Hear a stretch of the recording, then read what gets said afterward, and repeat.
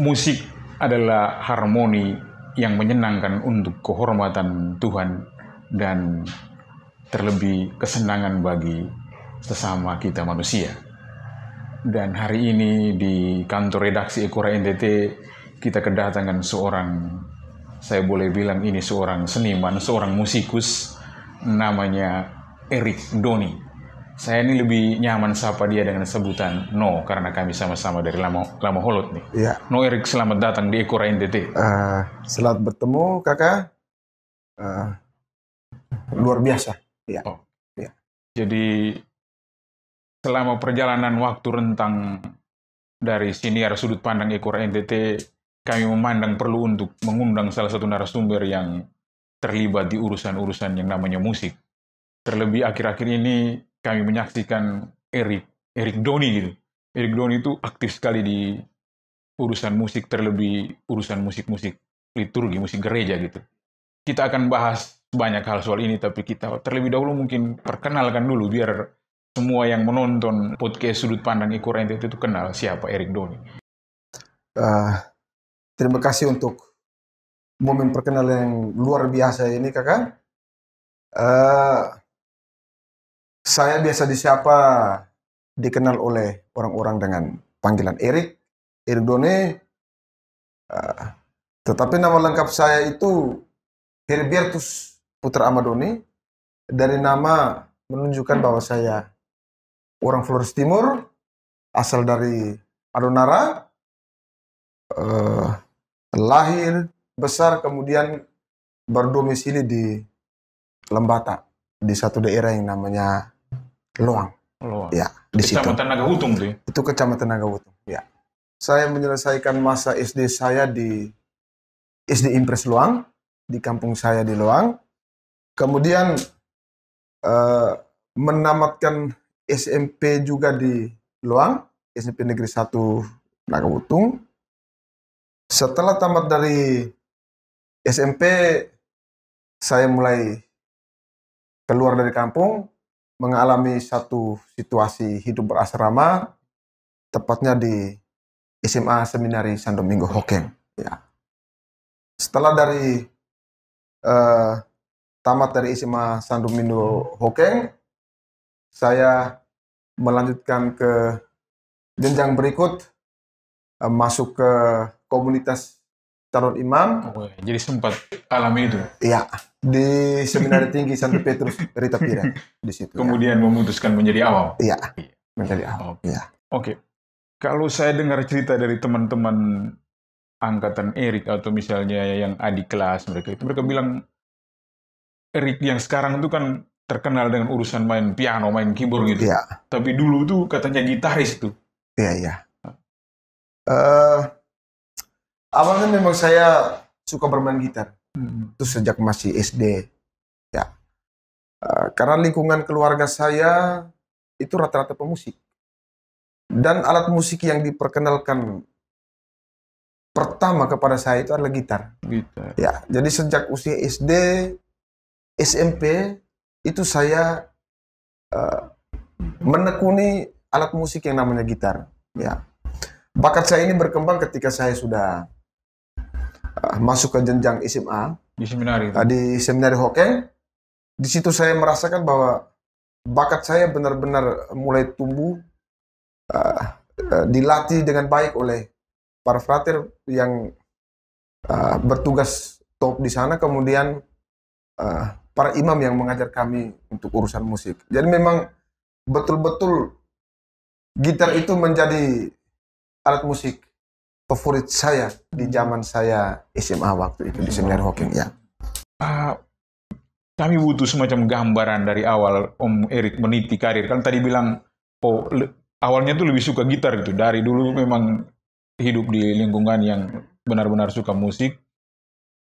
Mungkin sebentar akan ada banyak suka duka yang Om Erik ceritakan. Tapi kan baru minggu lalu kita semua di Maumere, di Uskupan Maumere, atau di Kabupaten Sika tuh menyaksikan suatu pementasan yang sangat luar biasa, hebat dari Om Erik dan kru. Om Erik, kami butuh cerita tentang itu, kenapa sampai mau masuk situ, terus nama sekolah musik Om Erik bentuk tuh namanya Aura Musik Course. Om Erik, ya mungkin disentil pertama dulu tentang konser yang kemarin itu dulu, Om Erik. Ya, soal konser itu, dalam lembaga kami konser ini menjadi kegiatan rutin tahunan. Jadi dalam setahun itu biasanya dilaksanakan 2 kegiatan konser. Ya, jadi selain kita melatih anak-anak, mempersiapkan mereka secara skill bermain, tetapi juga ada saat di mana kita memberikan mereka ruang untuk berpraktek. Ya, jadi yang pertama itu kita menyediakan praktek yang namanya praktek mingguan. Ya, di mana setiap hari Minggu itu anak-anak kita bimbing, kita beri ruang untuk mereka berpraktek ke gereja-gereja, stasi-stasi, atau paroki-paroki yang membutuhkan layanan organis. Tentunya kita punya kerjasama dengan ada beberapa stasi-stasi terkait, yang dimana setiap hari Minggu organis itu kita drop dari lembaga Aura Musik. Ya, itu namanya praktek mingguan. Ya. Kemudian ada praktek berupa pelayanan hari-hari raya. Katolik misalnya Natal, Paskah, atau hari-hari raya Pentekos. Ya. Itu biasanya kita sama seperti tadi, kita bekerja sama dengan paroki stasi, tetapi jangkauannya lebih luas. Artinya bukan yang selama minggu kemarin itu kita kerjasama dengan stasi tertentu, tetapi kalau untuk hari-hari raya ini kita jangkauannya lebih luas, bahkan sampai ke keuskupan tetangga. Itu kita layani. Oke, Om Erik, ini mungkin kita akan sampai bahas ke Aura Musikors itu, tapi kan sebelum Om Erik kita katakan mendirikan atau membentuk Aura Musikors itu kan pasti ada semacam jatuh bangun Om Erik berproses, ini sampai menemukan perlu tidak adanya satu lembaga kursus, dan itu khusus untuk kursus musik piano ya Om Erik? Ya. Jadi saya lanjutkan dulu yang tadi ya Kakak. Ya. Selain praktek untuk hari raya, ada namanya praktek kegiatan gereja yang sifatnya sosial, yaitu konser tadi ini. Konser, ya. Itu yang kita buat 1 tahun itu 2 kali. Dan kali ini konser pertama kita itu kita gelarnya jatuh di cabang Nita. Kebetulan kita punya cabang di Nita, pelayanan kita ada di Nita, dan umur cabang ini sudah mendekati 1 tahun. Nah, umur di mana sudah seharusnya itu mereka harus memberikan atau memiliki satu karya. Ya. Jadi masing-masing cabang yang berumur di atas 1 tahun itu sudah harus punya karya tersendiri dari anak-anak binaan yang ada di cabang itu. Iya. Itu dari Aura Musikors tuh. Iya. Itu dari Aura Musikors. Itu oke. Jadi mungkin ceritakan kepada kami Om Erik, ini kapan Om Erik mulai semacam inisiatif untuk mendirikan ini Aura Musikors? Apakah Om Erik sendiri, terus prosesnya mulai gandeng teman-teman dalam perjalanan supaya kita boleh katakan semacam kurikulum ketika anak-anak itu, kan ini khusus untuk anak-anak Om Erik ya? Iya. Nah, kalau saya tidak salah, saya dengar menghimpun informasi begitu. Iya.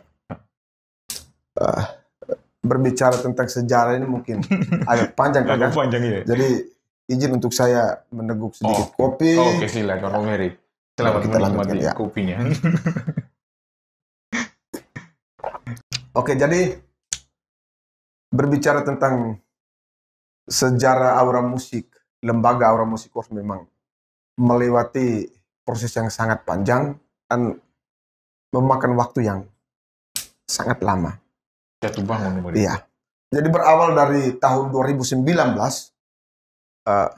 saya sendiri seorang pemusik, Kak. Ya. Dan juga seorang organis yang saya sendiri melihat bahwa ketersediaan organis gereja ini masih sangat kurang. Ya. Kita tahu bahwa musik dalam gereja, dalam sebuah ekaristi, tentu memiliki peran dan makna yang sangat penting. Musik liturgi sendiri harus membawa rasa, ya, harus menyentuh umat yang hadir dalam Ekaristi untuk bisa menjadi satu dengan Kristus. Dan Itu musik liturgi. punya aturannya sendiri penting juga kan ya.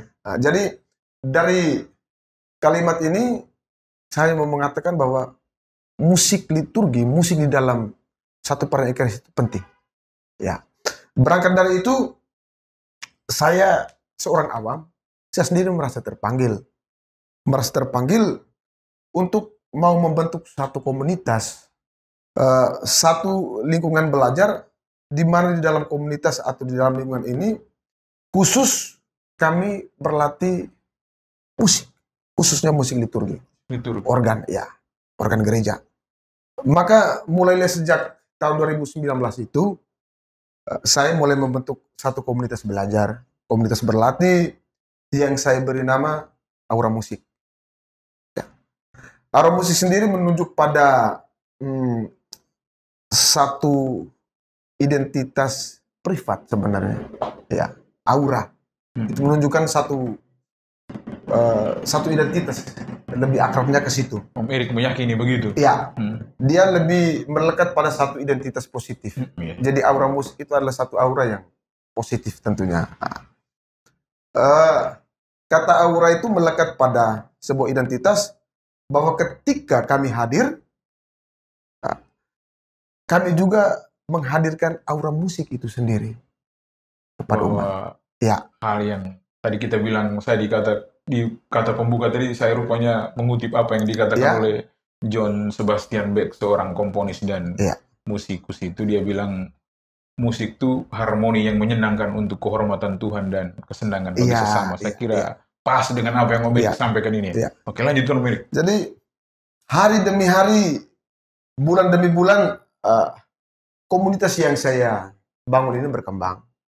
Ya, artinya banyak respon positif dari orang-orang untuk mau memberikan anaknya untuk belajar dan berlatih. Karena mereka melihat bahwa ada nilai, ada sisi positif yang kami gali di sana. Ya. Jadi bukan hanya soal menggali, tetapi kita juga menanam, kita merawat kreativitas anak, bakat itu, sampai satu saat bisa dituai dan bermanfaat untuk banyak orang. Ya. Jadi memang tidak mudah. Dalam perjalanan semakin banyak peserta yang bergabung bersama komunitas ini, dan 80% adalah usia anak-anak. Ya. Kemudian di tahun 2023 berkat kerjasama dengan pemerintah, berkat support dan dukungan dari para pemerhati-pemerhati, tokoh-tokoh masyarakat, tokoh-tokoh umat, kemudian dari para anggota dewan, mereka lihat bahwa komunitas atau kelompok ini memiliki satu yang positif, harus didukung. Oleh karena itu kami akhirnya mengubah status komunitas ini menjadi sebuah lembaga pelatihan dan kerja kursus musik. Ya, seperti itu. Oke Om Erik, saya tuh pengen dengar cerita bagaimana semacam kesulitan atau kesusahan awal Om Erik menginisiasi atau mendirikan lembaga Aura Music Course ini. Misalnya kan awal ini kan pasti ada semacam orang bilang, benar tidak ini, semacam kepercayaan orang, kan kita butuh tumbuh kepercayaan itu butuh semacam orang bilang, orang percaya ini kan orang butuh lihat benar tidak, jangan sampai. Dan apakah Om Erik melewati proses-proses macam itu Om Erik? Jadi memang suka duka ini saya hanya bisa memberikan gambaran besar karena terlalu banyak, saya tidak bisa menceritakan satu persatu.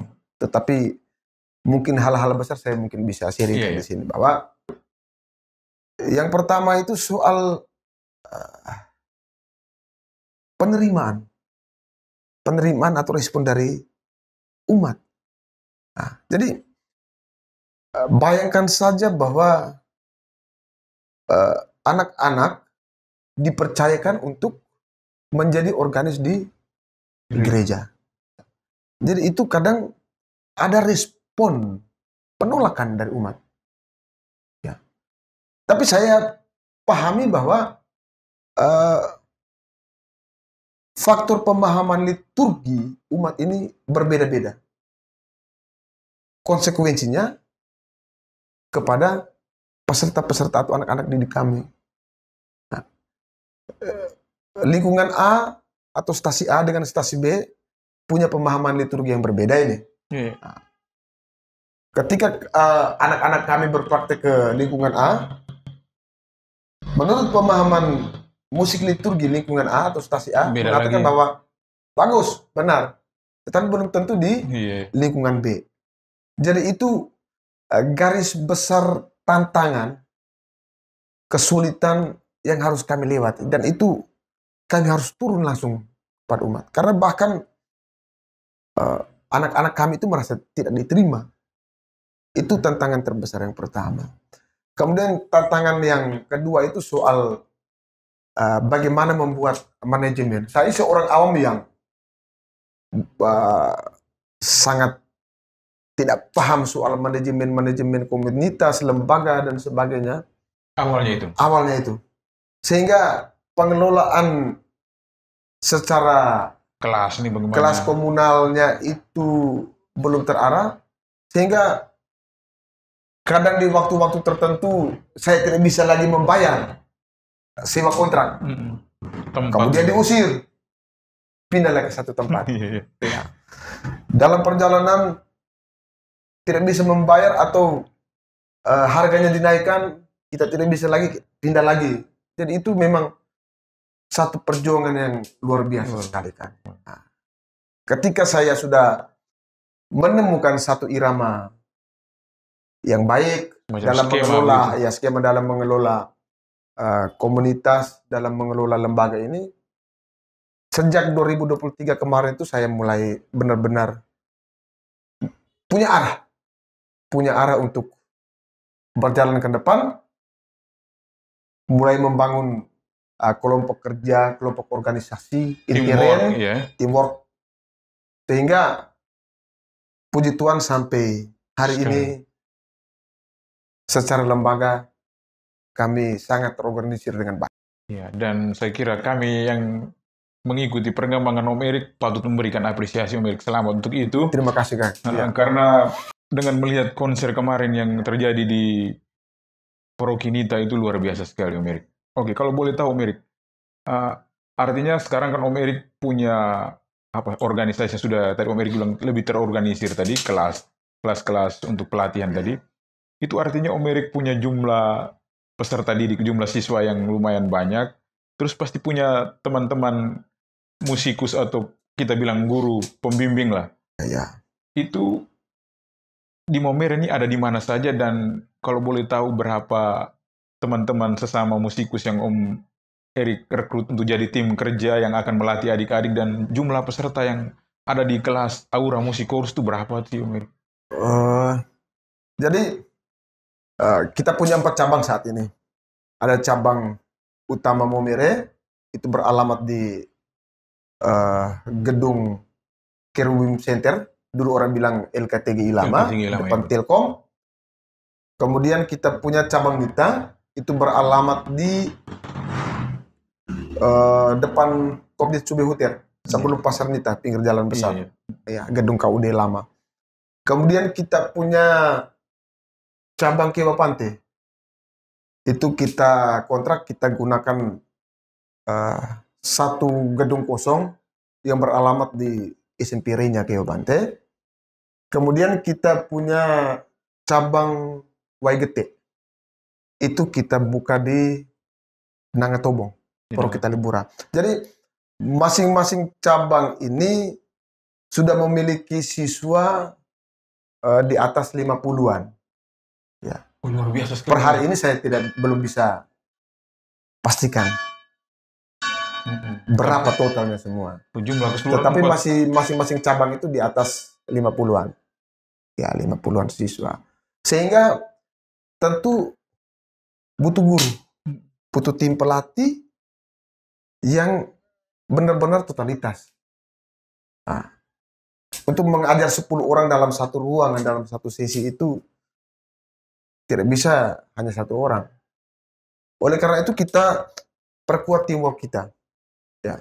Guru-guru kita rekrut lebih banyak, 95% itu adalah para eksteren, jebolan-jebolan dari seminari menengah sampai seminari tinggi, Rita Piret, Lendelero, itu kita rekrut. Tentunya yang bisa main musik.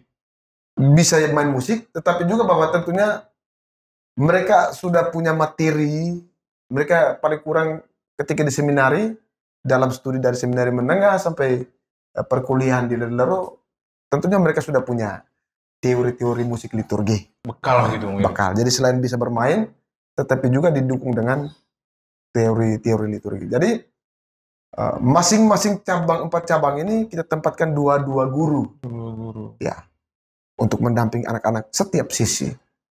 Dan itu disiapkan semacam kurikulum di tiap kelas itu. Ya, kita punya kurikulum pembelajaran sendiri dari awal sampai tingkat akhir. Ya, seperti itu. Oke. Om Eri kan katakanlah sebagai semacam kita bilang koordinator atau direktur untuk kelas, untuk apa? Kelas atau sekolah musik ini. Ya. Ada tidak semacam, bukan semacam ya, ada kegiatan yang untuk mendukung ini, ada undang ahli musik liturgi semacam mini workshop lah untuk teman-teman guru-guru pendamping tadi, juga termasuk kepada adik-adik, karena fokus ini kan latihan musik liturgi nih Om Eri. Itu ada tidak kelas-kelas begitu? Jadi 80% peserta kita ini adalah anak-anak, sisanya adalah remaja sampai orang dewasa usia 21 tahun. Yang paling tinggi itu? Yang paling tinggi itu 40-an. Iya. Ya. Ada orang-orang tua yang juga masuk di kelas itu. Masuk belajar untuk bisa menjadi organisasi gereja. Jadi intinya bahwa tentunya anak ini kita siapkan dengan baik, Kakak. Kita siapkan dengan baik dari segi skill bermain, tetapi juga kita tidak lupa untuk teori-teori khusus musik liturgi. Ya. Jadi sesuai pertanyaan Kakak tadi menarik. Bukan hanya saja skill bermain, tetapi mereka juga kita berikan workshop berkaitan dengan musik liturgi. Jadi kita benar-benar mempersiapkan anak, bukan hanya secara skill, tetapi juga secara mental, secara teori. Lebih penting adalah secara iman mereka untuk berkembang.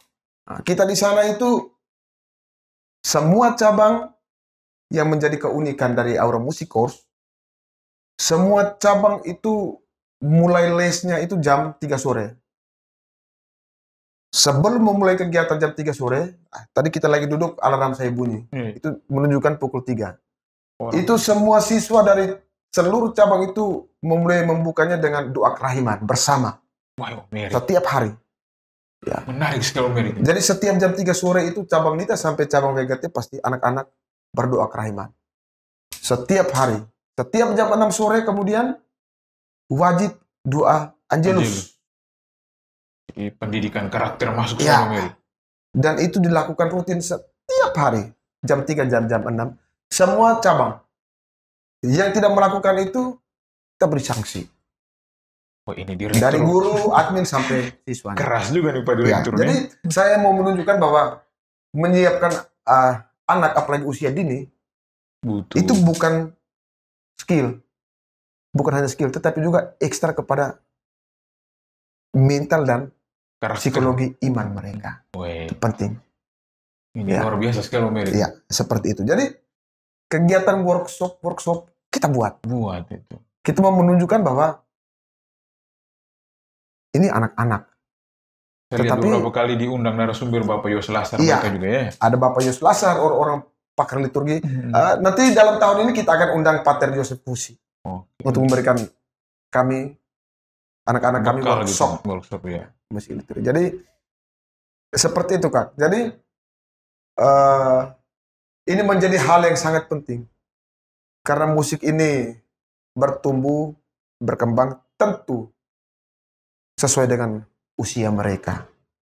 Terus ada cerita yang kami dengar yang saya pikir semua orang ketika tahu itu tersentuh sekali bahwa ada nilai yang sangat luar biasa ketika Aura Musik Course itu beberapa kali bikin konser amal untuk membantu panti asuhan, bahkan sampai dengan membantu mendirikan dengan kemampuan yang seadanya ikut menyumbang untuk pendirian pembangunan gedung gereja Om Erik, saya dengar ya. Iya. Itu bisa dibagikan juga share cerita kepada kami Om Erik.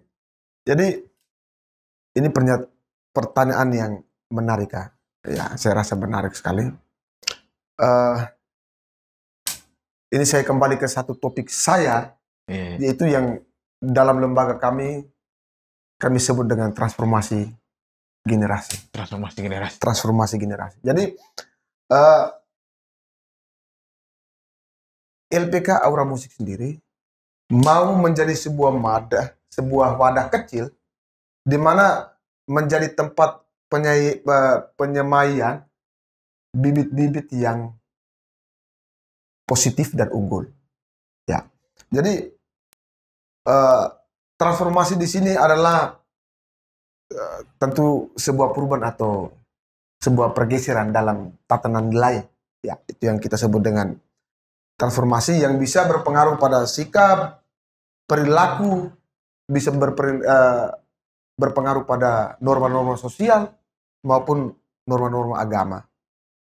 Dan di sini nilai-nilai masyarakat tentu terus berubah seiring perjalanan waktu.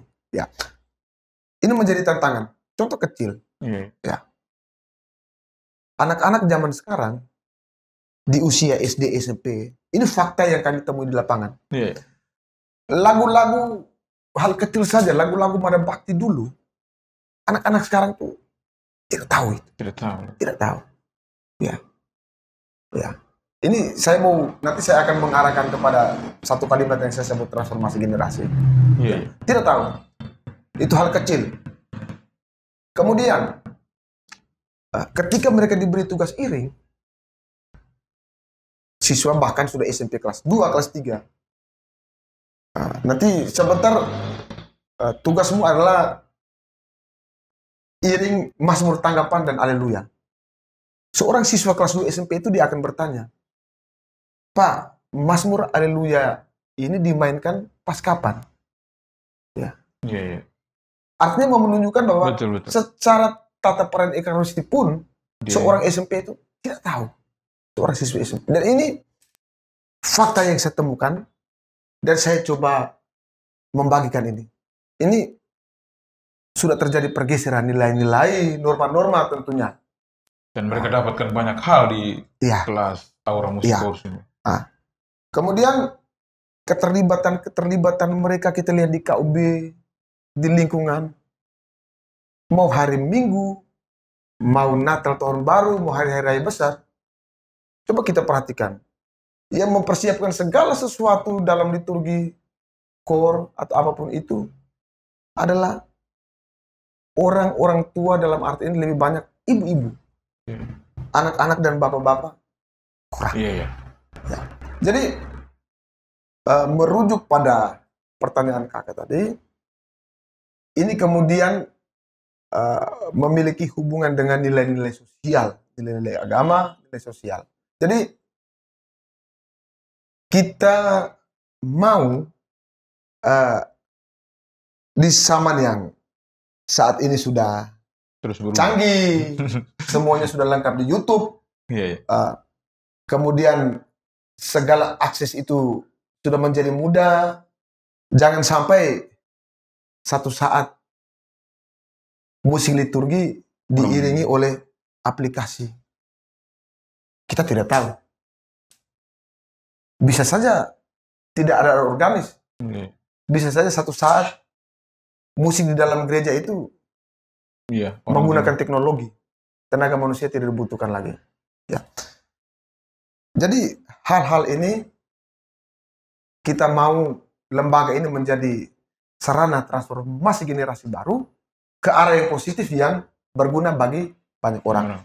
Yang pertama, pendekatan agama lewat doa, lewat berlatih musik, lewat pelayanan. Di situ orang belajar nilai-nilai agama. Yang kedua, melalui konser-konser kegiatan-kegiatan sosial, bahwa bukan saja nilai agama yang mereka dapat, tetapi juga rasa solidaritas, nilai-nilai sosial itu ditunjukkan. Keluar dengan sendirinya. Iya, keluar dengan sendirinya. Dan itu kita bentuk sejak dini. Ya, itu hebatnya aura musik. Ya. Provisi. Ya. Dan Om Erik sudah menunjukkan. Ini kita menunjukkan itu. Sejak berdiri mulai 2019, 2020 mungkin pandemi COVID, 2023 mulai matang berjalan dan sekarang ya semoga terus menjadi besar Om Erik. Tadi kan Om Erik bilang sudah 4 cabang nih dan masih ada di Keuskupan Momere, ada di Kabupaten Sika. Ada tidak semacam impian Om Erik untuk perkenalkan aura musik Kours ini, bawa dia ke Keuskupan Agung Ende misalnya, Keuskupan Larantuka atau kabupaten atau keuskupan tetangga, supaya ada juga kelas-kelas itu ada di sana dan Om Erik bersama teman-teman turun untuk berikan pelatihan ini? Puji Tuhan, saya mau menggarisbawahi bahwa saya lebih memperkenalkan roh aura musik. Ya. Nama aura musik, tetapi yang mau saya perkenalkan kepada semua orang adalah rohnya aura musik yang saya sudah jelaskan panjang lebar. Jadi kita ingin ini merambat bukan hanya di Keuskupan Momere, tetapi juga roh yang ada saat ini kita bagikan ke Keuskupan Agung Ende, Keuskupan Larantuka. Bila perlu menyebar untuk kemana-mana. Satu daratan Flores dan kemana-mana. Puji Tuhan, saya percaya bahwa segala hal baik tentu punya jalan yang tidak mudah. Tetapi bahwa Tuhan menyediakan sesuatu yang indah di sana. Om Erik nih. Itu kalau boleh mengutip kata-kata dari Santa Teresia dari kanak-kanak, kalau tidak salah bilang, kerja-kerja kecil, tapi dengan cinta yang besar. Dengan cinta yang besar, ya luar biasa. Mulus. Ya. Om Erik, saya kira begitu obrolan kita hari ini. Sukses untuk aura musik Koursnya, terlebih untuk pendidikan musik liturgi kepada anak-anak yang tadi Om Erik bilang dari usia SD sampai dengan remaja, tapi juga ternyata ada orang tua juga yang ikut dalam kelas. Semoga sukses terus Om Erik ya. Satu yang saya lupa. Iya, silakan Om Erik. Konser Alma kemarin, konser Amal kemarin di Nita. Itu kita gelar konser yang keempat atau kelima. Oh, sudah keempat atau kelima? Iya. Konser pertama itu tema konser Per Mariam at Yesum season 1. Oh, begitu. Itu kita gelar di gedung SCC. Jadi yang kemarin itu sekian kalinya? Iya. Bersama OMK Prokinang Hure. Dan itu berjalan luar biasa. Ya. Konser kedua, kita gelar konser amal untuk komunitas panti disabilitas Panti Alma. Panti Alma. Ya, itu anak-anak berkolaborasi dengan orang muda, menampilkan orkestra musik dan lagu. Dari hasil itu kita sumbangkan untuk Panti Alma itu. Panti Alma. Ya. Kemudian konser ketiga itu tahun kemarin berkaitan dengan Minggu Panggilan Sedunia. Itu siswa-siswa aura musik gelar konser bersama Fraters Seminari Tinggi Rita Piret. Jadi paduan suaranya dari San Pedro Choir, para frater. Pemain musiknya para aura musik. Organis cilik. Dari dan itu luar biasa. Ya. Kita mendapatkan sedikit dana, dan dana itu anak-anak sumbangkan untuk pendidikan calon imam di Rita Piret. Ya. Kemudian konser keempat itu kita bekerja sama dengan Universitas Nusa Dipa. Iya. Kita gelar konser di Paroki Satu Martinus Bola. Ya, dalam rangka pembangunan rehab gereja Santo Martinus Bola. Dan di situ ada dana yang kita sumbangkan, anak-anak sumbangkan untuk pembangunan gereja Paroki Bola. Kemudian kegiatan kelima itu Natal bersama baru-baru 2024. Itu siswa-siswa Aura Musik gelar kegiatan pentas seni bersama komunitas panti lansia Paduau yang ada di Waipare. Jadi kita pergi untuk menghibur orang-orang jompo di sana. Iya. Hibur mereka. Iya, hibur mereka. Jadi anak-anak benar-benar menerapkan nilai-nilai agama, nilai sosial itu mereka bagi lewat musik. Ya. Dan yang kelima tuh. Dan konser yang keenam ini adalah kita bersama UMK Nita, kita gelar konser Permariam Ad Yesum Season 2 yang kita gelar di Paroki Nita, dan tentunya hasil dari konser ini dananya kita sumbangkan untuk OMK. Ini kita sumbangkan untuk OMK Paroki Nita, Orang Muda Katolik Paroki Nita, mempersiapkan diri untuk menyongsong Pekan Youth Day Keuskupan Bale Nusra. Tentunya Momere tuan rumah. Kalau tidak salah, ya. Luar biasa untuk cerita-cerita pengalaman yang sudah dibagikan oleh Om Erik. Om Erik, sukses terus untuk Aura Musik-Course-nya, dan saya kira sahabat Ekora NTT yang mendengarkan siniar kita Sudut Pandang, jangan lupa, jangan ragu-ragu kalau ada anak-anak di rumah yang pengen masuk dan belajar bersama untuk kursus musik piano keyboard di kelasnya Om Erik. Saya kira Om Erik terbuka sekali untuk menerima ini. Sangat dengan penuh cinta. Penuh cinta. Oke. Ya. Terima kasih sahabat semua. Demikian obrolan kita bersama Om Erik Doni. Om Erik, terima kasih.